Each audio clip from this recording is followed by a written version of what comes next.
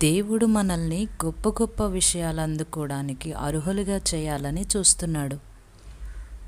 అబ్రహాము సంగతి ఆలోచించండి.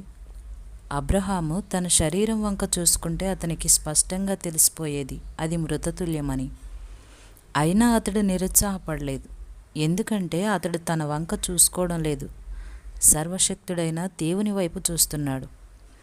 వాగ్దానాన్ని పట్టుకుని తొట్టుపడలేదు.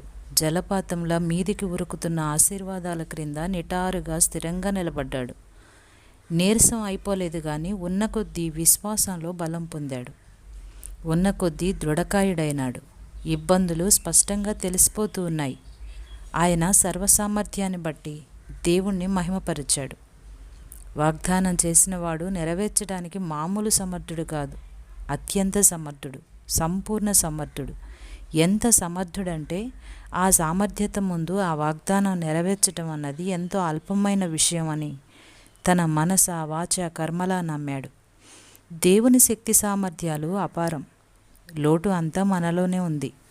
మన వేడుకోళ్ళు, మన ఆలోచనలు, ప్రార్థనలు చాలా తక్కువ స్థాయిలో ఉంటాయి. మనం ఆశించేది చాలా అల్పమైన వాటిని. ఆయన మనల్ని శ్రేష్టమైన సంగతుల గురించి ఆలోచించమని అంటున్నాడు. మనల్ని గొప్ప గొప్ప విషయాలు అందుకోవడానికి అర్హుల్నిగా చెయ్యాలని చూస్తున్నాడు. ఆయన్ని అపహాస్యం పాలు చేయొచ్చా? మన పరమదాత అయిన దేవుని దగ్గర మనం ఇంతవరకే అడగాలని కానీ, ఇంతవరకే దొరుకుతుందని కానీ హద్దులు అంటూ లేవు. అయితే ఇక్కడున్న షరత్ ఒక్కటే, మనకి ఆశీర్వాదాలు మనలోని పరిశుద్ధాత్మ శక్తికి అనుగుణంగా దొరుకుతాయి. దీవెనల ఖజానా పైకి దేవుని దివ్య వాగ్దానాల నెచ్చనం మీదుగా ఎక్కిపోండి. తాళం చెవిని ఉపయోగించినట్టుగా వాగ్దానాన్ని ఉపయోగించి దేవుని కృప, అభిమానం అనే సంపదల్ని చేజిక్కించుకోండి. రోమా పత్రిక 4వ అధ్యాయం 21వ వచనం.